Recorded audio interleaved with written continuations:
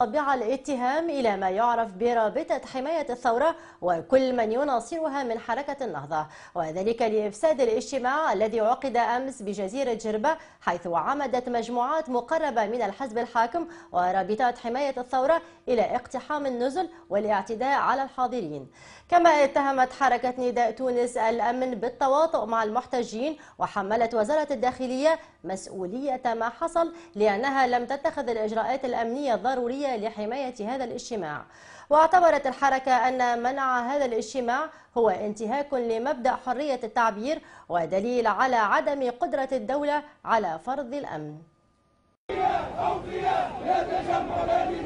مئات المحتجين المحسوبين على حركة النهضة يقتحمون فندقا بجربة، حيث يستعد قياديو حركة نداء تونس لعقد اجتماع حزبي. أكد لكم أن نسق هذه الاجتماعات رغما ما يقوم به الأعداء ستتواصل في المستقبل وسيتعزز مع استكمال عملية هيكلة الحزب.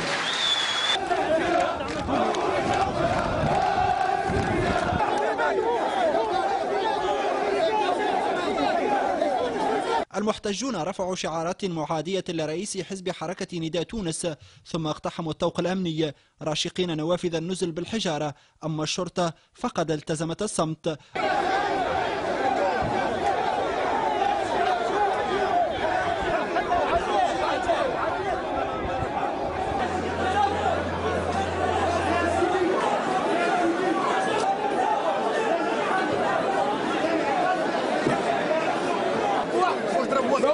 هذوك مع بيت لهم جرابه لا بالجوز لا مع شيء جاي من افغانستان ولا من باكستان ولا الله اعلم يا اخويا بعدهم علينا رأي يسيب علينا في كلاب.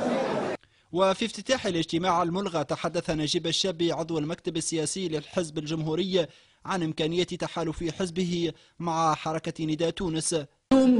أيها الأخوات والإخوة، هذه الحالة من الضعف تفرض علينا إنقاذ بلادنا.